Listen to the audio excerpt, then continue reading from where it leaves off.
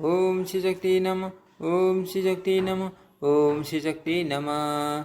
अष्टादशोऽध्यायम्। भगवती से मनसा का पूजन विधान। मनसा पुत्र आस्तिकता का जन्मेजय के सर्पस्त्र में नागों की रक्षा करना। इंद्र द्वारा मनसा देवी का स्तवन करना। श्री नारायण बोले, हे मुनि श्रेष्ठ, मैंने देवी मनसा के विषय में विधान पूर्वक कह दिया। अब आप उनके साम वेदोक्त ध्यान तथा पूजा विधान के विषय में मुझे बताइए। भगवती मनसा श्वेत चंपा पुष्प के वन के समान आभा वाली हैं। ये रतन प्रिय आभूषणों से अलंकृत हैं। इन्होंने अग्नि के समान विशुद्ध देवी वस्त्र धारण कर रखा है। ये नागों के यज्ञ पवित्र से युक्त हैं। मान ज्ञान से संपन्न प्रसिद्ध ज्ञानियों में श्रेष्ठ हैं। सिद्ध पुरुषों की यदि शास्त्री देवी है, सिद्धि स्वरूपिणी है तथा सिद्धि प्रदान करने वाली है। ऐसी भगवती मनसा की मैं आराधना करता हूँ। इस प्रकार ध्यान करके मूल मंत्र से देवी मनसा की विधिवत पूजा करनी चाहिए। वेदोक्त मूल मंत्रों का उच्चारण करके विविध प्रकार के नैवेद्य, धूप, पुष्प तथा पवित्र गंध द्रव्यों के अनुलेपन से उनकी पूजा संपन्न करनी चाहिए। है मुझे भगवती का द्वादश साक्षर मंत्र पूर्ण रूप से सिद्ध हो जाने पर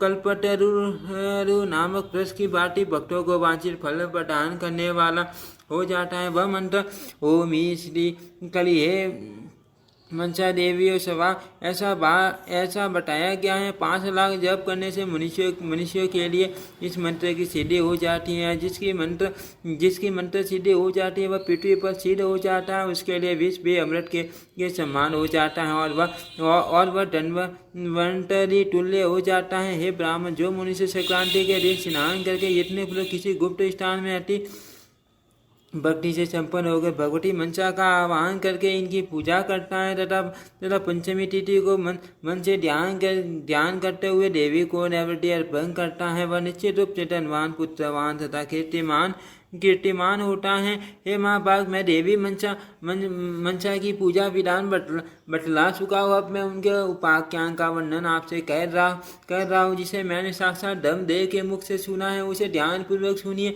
प्राचीन काल में एक बार भूमंडल के सभी मानव नागों के भय से आक्रांत हो गए थे। तब वे ये सब मुनि से कश्यप की शरण में गए। तत्पश्चात अत्यंत भयभीत मुनि कश्यप ने ब्रह्मा जी के साथ मिलकर मंत्रों की रचना की। उन्होंने वेद बीज मंत्र के अनुसार तथा ब्रह्मा जी के उपदेश से मंत्रों द्वारा सृजन किया। साथ ही उन्होंने अपने मन से मंत्रों की अधिशास्त्री देवी उन भगवती मनसा का सृजन भी किया। अतः तपस्या तथा मन से सूजित होने के कारण वे मनसा नाम से विख्यात हुई। कुमारी अवस्था में विद्यमान वे भगवान शिव के धाम में चली गई।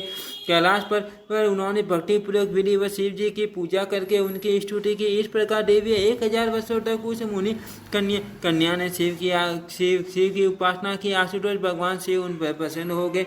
हे मुनि, तब उन्होंने मनसा देवी को माँ ज्ञान प्रदान किया तथा सामवेद पढ़ाया और श्री कृष्ण के कल्पवृक्ष स्वरूप अष्टाक्षर मंत्र का उपदेश किया। लक्ष्मी बीज, माया बीज और काम बीज का पूर्व में प्रयोग करके कृष्ण शब्द के अंत में देश चतुर्थी विभक्ति लगाकर उसके बाद नमः जोड़ देने पर बना हुआ अष्टाक्षर श्री कली कृष्णाय नमः मंत्र है। भगवान मृत्युंजय शिव से त्रैलोक्य मंगल नामक कवच पूजन क्रम सर्वसमय तथा वेदोक्त पूरा शरण कर्म और मंत्र प्राप्त करके वे मुनि कन्या साध्वी मनसा भगवान शंकर की आज्ञा से तपस्या करने के लिए पुष्कर क्षेत्र में चली गई। वहाँ 3 युगों तक परमेश्वर श्री कृष्ण की तपस्या करके वे देवी स्थिर हो गई और उन्होंने अपने समक्ष साक्षात भगवान श्री कृष्ण के दर्शन किए। उस समय कृपा निधि भगवान श्री कृष्ण ने कस शरीर वाली उन बालकों को कृपा पूर्वक देखकर उनकी स्वयं पूजा की तथा दूसरों से भी पूजा कराई। उन्होंने उन देवी को यह वर भी दिया कि आप जगत में पूजित हो कल्याणी मनसा देवी को यह वर प्रदान करके भगवान श्री कृष्ण अंतर ध्यान हो गए।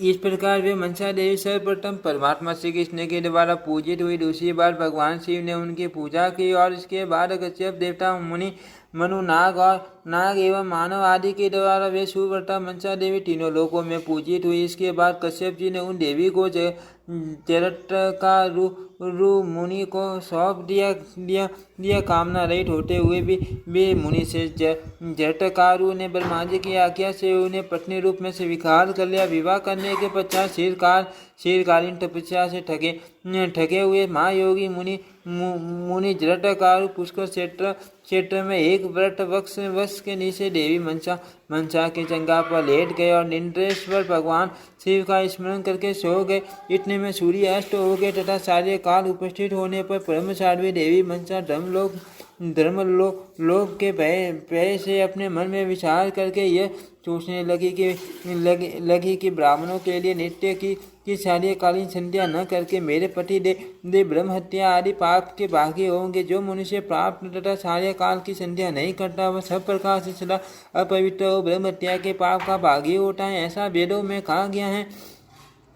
यह सोचकर उसे सुंदरी ने अपने पति को जगा दिया। हे मुनि, जग जाने पर मुनि से जटाकारु मनसा देवी पर अत्यधिक कुपित हो उठे। मुनि बोले हे साध्वी, आपने सुखपूर्वक सोए हुए मेरी निंदा क्यों भंग कर दी। जो स्त्री अपने पति का अपकार करती है उसके व्रत आदि निरर्थक हो जाते हैं। अपने पति का अपकार करने वाली स्त्री का जो भी तप उपवास व्रत दान आदि है वह सब निष्फल हो जाता है। जिस स्त्री ने अपने पति की पूजा की उसने मानो साक्षात श्री कृष्ण की पूजा कर ली। पतिव्रता नारियों के व्रत के लिए स्वयं भगवान श्री हरि पति रूप में विराजमान रहते हैं। समस्त दान यज्ञ तीर्थ सेवन व्रत तप उपवास धर्म सत्य और सभी देवताओं का पूजन आदि जो भी पुण्य कर्म है वह सब पति की सेवा 16वीं कला के बराबर भी नहीं है। जो स्त्री पुण्य क्षेत्र भारतवर्ष में पति की सेवा करती है वह अपने पति के साथ वैकुंठ धाम में जाती हैं और वह वहाँ परम ब्रह्म भगवान श्री हरि के शरणों में शरण पाती हैं। हे साध्वी, असत कुल में उत्पन्न जो स्त्री अपने पति के प्रतिकूल आचरण करती हैं तथा उससे अप्रिय वचन बोलती हैं उसके कर्ते का फल सुनो। वह स्त्री कुंभी पाक नरक में जाती है और वहाँ सूर्य तथा चंद्रमा के स्थिति काल तक निवास करती हैं। तत्पश्चात वह चांडाली होती है और वह पति तथा पुत्र से वीन रहती हैं। ऐसा कहकर उनसे जटाकारु के ओष्ठ प्रस्फुरित होने लगे जिससे वह साध्वी भय से कांपने लगी और वह अपने पति से कहने लगी। साध्वी बोले हे महाभाग, आपकी संध्या के लोभ के भय से ही मैंने आपकी निंदा भंग की है। हे सुव्रत, मुझे दुष्टा का यह अपराध अवश्य है। अब आप शांत हो जाइए। जो मानव श्रृंगार आदि और निंदा का भंग करता है वह सूर्य तथा चंद्रमा की स्थिति पर्यंत काल छुट्र नरक में वास करता है। ऐसा कहकर भयभीत मनसा देवी भक्ति पूर्वक अपने स्वामी के शरण कमलों पर गिर पड़ी और बार बार विलाप करने लगी। मुनि जटाकारु को कुपित होकर सूर्य को शाप देने के लिए उठे देखकर भगवान सूर्य देवी संध्या को साथ लेकर वहाँ आ गए। हे नारद, उन देवी के साथ स्वयं भगवान भास्कर वहाँ आकर भयभीत होकर विनयपूर्वक मुनि से समय प्रकार से यथोचित बात कहने लगे। भास्कर बोले हे विप्र, सूर्यास्त का समय जानकर साध्वी मनसा ने धर्मलोक के भय से आपको जगा दिया। हे भगवान, मैं आपकी शरण में आ गया हूँ, मुझे क्षमा कर दीजिए। हे ब्राह्मण मुने, मुझे शाप देना आपके लिए उचित नहीं है। ब्राह्मणों का हृदय तो सदा नवनीत के समान कोमल होता है। उनके आधे क्षण मात्र के क्रोध से सारा संसार भस्म हो जाता है। दिव्य फिर से जगत की सृष्टि भी कर सकता है। दिव्य से बढ़कर तेजस्वी दूसरा कोई नहीं। ब्रह्म तेज से जाज बलयमान ब्रह्म ज्योति स्वरूप तथा ब्रह्म वंश ब्राह्मण को निरंतर सनातन भगवान श्री कृष्ण की आराधना करनी चाहिए। सूर्य का वचन सुनकर दिव्य जटाकारु प्रसन्न हो गए। भगवान सूर्य भी विप्र जटाकारु का आशीर्वाद लेकर अपने स्थान को चले गए। प्रतिज्ञा की रक्षा के लिए उन विप्र ने विक्षुब्ध हृदय से रुदन करते हुए तथा शोक संतप्त देवी मनसा का परित्याग कर दिया। उस विपत्ति में भय से व्याकुल देवी मनसा ने अपने गुरुदेव शीश इष्ट देवता ब्रह्मा भगवान श्री हरि तथा जन्मदाता कश्यप जी का स्मरण किया। मन से देवी मंसा के ध्यान करने पर गोपियों के ईश भगवान श्री कृष्ण, शंकर, ब्रह्मा और कश्यप जी वहां आगे प्रकृति से परे तथा निर्गुण अपने अभिष्ट देव को देखकर मुनि जटाकारु ने उनकी स्तुति की तथा बार बार उन्हें साष्टांग प्रणाम किया। उन्होंने भगवान श्री ब्रह्मा तथा कश्यप को भी नमस्कार किया। हे देवगण, यह आप लोगों का आगमन किस लिए हुआ? उन्होंने ऐसा प्रश्न किया। मुनि जटाकारु का वचन सुनकर ब्रह्मा जी ने भगवान श्री कृष्ण के चरण कमल को प्रणाम करके ऐसा समय से उत्तर दिया। हे मुने, यदि आप अपनी साध्वी तथा धर्म प्राण पत्नी मनसा का त्याग ही करना चाहते हैं तो इसे स्त्री धर्म पालन के योग्य बनाने हेतु पहले से इसे पुत्र उत्पन्न कीजिए। अपनी भार्या से पुत्र उत्पन्न करने के बाद इसका त्याग कर सकते हैं, क्योंकि जो विरागी पुरुष पुत्र उत्पन्न किए बिना ही अपनी प्रिय भार्या का त्याग करता है उसका पुण्य चलनी से बहकर निकल जाने वाला जल की पाटी नष्ट हो जाता है। हे मुनिश्रेष्ठ, ब्रह्मा जी का वचन सुनकर मुनि व जट का कारू ने मंत्रोच्चारण करते हुए योग बल का आश्रय लेकर मनसा देवी की नाभि का स्पर्श किया। तत्पश्चात मुनि व जटकारू उन देवी से कहने लगे। जटकारू बोले, हे मनसे आपने इस गर्भ से जितेंद्रियों में श्रेष्ठ धार्मिक ब्राह्मणों में अग्रणी, तेजस्वी, तपस्वी, यशस्वी, गुण संपन्न और वेताओं में ज्ञानियों, योगियों में श्रेष्ठ पुत्र उत्पन्न होगा। वह धार्मिक तथा विष्णु भक्त पुत्र कुल का उद्धार करेगा। ऐसे पुत्र के जन्म लेने मात्र से पितरगण हर्षपूर्वक नाच उठते हैं।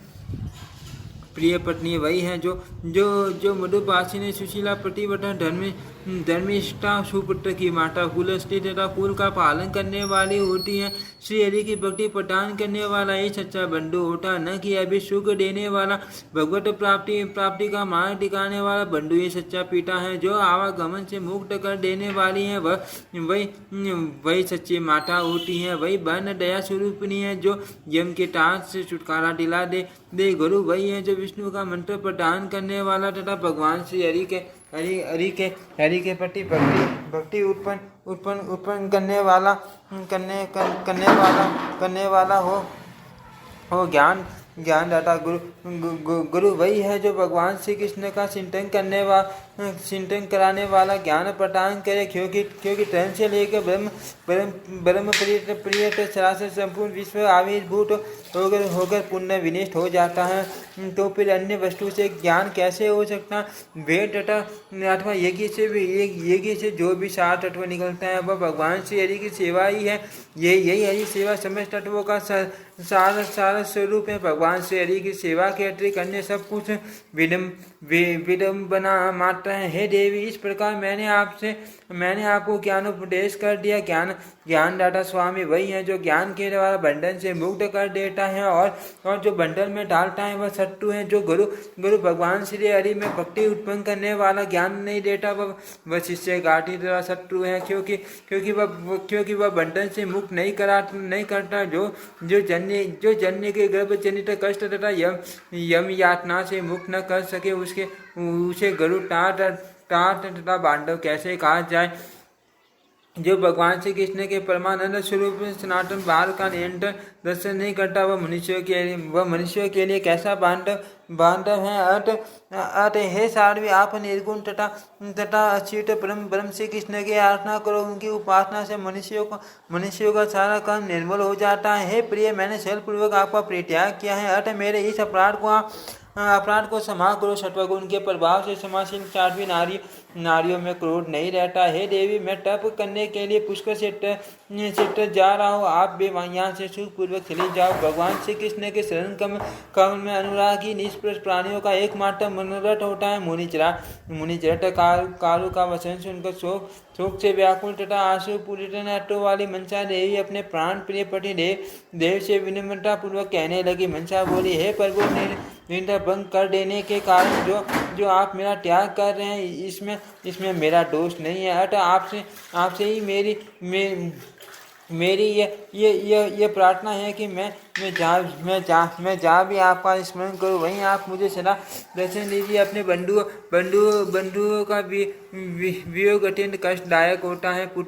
पुत्र का वियोग उससे भी अधिक कष्टदायक होता है, किंतु प्राणेश्वर पतिदेव का वियोग प्राण विशेष के तुल्य होने के कारण सबसे अधिक कष्टकर होता है। पतिव्रता स्त्रियों के लिए पति स्वपुत्रों से भी अधिक प्रिय होता है। स्त्रियों के लिए पति सबसे बढ़कर प्रिय होता है। अतः विद्वान पुरुषों ने पति को प्रिय की संख्या प्रदान की है। जिस प्रकार एक पुत्र वाले लोगों का मन पुत्र में, वैष्णव जनों का भगवान श्री हरि में, एक नेत्र वाला का नेत्र में, प्यासे प्राणियों का जल में, भूखे प्राणियों का अन्न में, कामासक्त जनों का मेटु में, सुरों का उपराय, धन में विषारिणी स्त्रियों का व्यभिचारी, पुरुष में विद्वानों का शास्त्र में तथा वैश्यों का मन वाणिज्य में लगा रहता है। उसी प्रकार हे प्रभु पतिव्रता स्त्रियों का मन सदा अपने पति में लगा रहता है।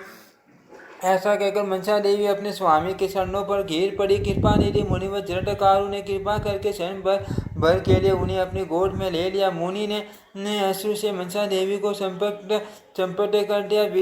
वियोगजन्य भय से व्याकुल तथा अश्रु पूरी नेत्रों वाली देवी मनसा ने भी अपने आंसू से उन मुनि की गोद को छींच डाला। तत्पश्चात मुनि जटाकारु तथा देवी मनसा वे दोनों ही ज्ञान द्वारा शोक से मुक्त हो गए। अपनी प्रिया को समझाकर बार बार परमात्मा श्री कृष्ण के शरण कमल का ध्यान करते हुए मुनि जटाकारु तपस्या के लिए चले गए और देवी मनसा भी अपने गुरु भगवान शिव के धाम कैलाश पर चली गई। वहाँ पार्वती ने शोक संतप्त देवी मनसा को बहुत समझाया और कल्याण निदान भगवान शिव ने भी उसे अत्यंत मंगलकारी ज्ञान प्रदान किया। तदनंतर देवी मनसा से अत्यंत प्रशस्त तथा मंगलमय वेला में एक पुत्र को जन्म दिया, जो भगवान नारायण कांस और योगियों तथा ज्ञान योगियों का भी गुरु था। वह बालक गर्भ में स्थित रहते हुए ही भगवान शिव के मुख से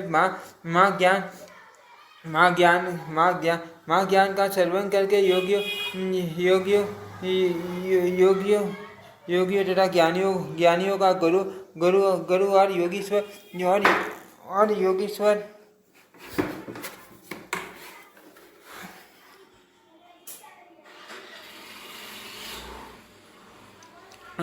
हो गया। भगवान शिव ने उस शिशु का जात कर्म संस्कार कराया तथा उसके कल्याण के लिए सृष्टि वासन और वेद पाठ कराया। शिव जी ने बहुत से मणि रत्न तथा मुकुट ब्राह्मणों को दान किया और पार्वती ने लाखों गौए तथा पार्टी के रत्न उन्हें प्रदान किए। ये भगवान शिव ने उन बालकों को चारों वेद तथा वेदांग पढ़ाए और उसे श्रेष्ठ मृत्युंजय ज्ञान का उपदेश दिया। अपने प्रति अभिष्ट देवता तथा गुरु में उस मनसा की अत्यधिक भक्ति थी, इसलिए उसके पुत्र का नाम आस्तिक हुआ।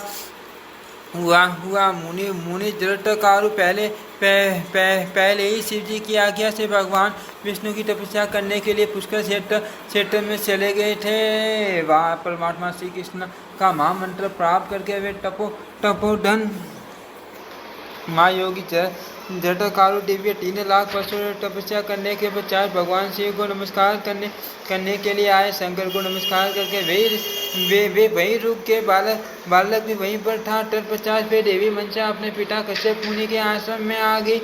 पुत्र से उस पुत्री को देखकर प्रजापति कश्यप अत्यंत हर्षित हुए। हे मुनि, कश्यप जी ने शिशु के कल्याण के लिए ब्राह्मणों को करोड़ों रत्नों का दान किया और असंख्य ब्राह्मणों को भोजन कराया। हे परंतु प्रजापति कश्यप की अदिति तथा अन्य सभी पत्नियां परम प्रसन्न हुई। उस समय देवी मनसा अपने पुत्र के साथ दीर्घकाल तक अपने पिता के आश्रम में स्थित रही। अब उनका आगे का आख्यान पुण्य कहूँगा, उसे ध्यान पूर्वक सुनिए। हे ब्राह्मण, एक समय की बात है। अभिमन्यु पुत्र राजा परीक्षित देव की प्रेरणा से अपने द्वारा किए गए सदोष कर्म के कारण ब्राह्मण साप से सहसा ग्रस्त हो गए। शनि ऋषि ने कौशी की नदी का जल देकर उन्हें साप दे दिया कि 1 सप्ताह व्यतीत होते ही तक्षक नाग आपको डस लेगा। शनि ऋषि का वह साप सुनकर राजा परीक्षित ऐसे सुरक्षित स्थान पर आ गए जहाँ वायु पे प्रवेश नहीं कर सकता। नहीं कर सकता था। अपने देह की रक्षा में तट पर रहते हुए राजा परीक्षित एक सप्ताह तक वहाँ रहे। राजा परीक्षित को विष मुक्त करने के लिए जाते हुए धन्वंतरि ने सप्ताह बीतने पर राजा को डसने के लिए जा रहे तक्षक को मार्ग में देखा। उन दोनों में बातचीत होने लगी और परस्पर बड़ी पीटी होगी। तक्षक ने अपनी इच्छा से उन्हें मणि दे दी और धन्वंतरि ने मणि ग्रहण कर ली। मणि पाकर वे संतुष्ट हो गए और प्रसन्नचित्त होकर लौट गए। इसके बाद तक्षक ने मंच पर बैठे हुए राजा को डस लिया। इसके परिणाम स्वरूप राजा परीक्षित तत्काल देह त्याग कर परलोक चले गए। तब राजा जन्मेजय अपने पिता का समस्त और दैहिक संस्कार कराया। हे मुनि, तत्पश्चात राजा ने सर्वसत्र नामक यज्ञ आरंभ किया, जिसमें ब्रह्म तेज के कारण अनेक सर्व प्राण त्यागने लगे। तब तक्षक भयभीत होकर इंद्र की शरण में छेड़ा किया। विप्र समुदाय इंद्र से तक्षक को मारने के लिए उद्यत हुआ।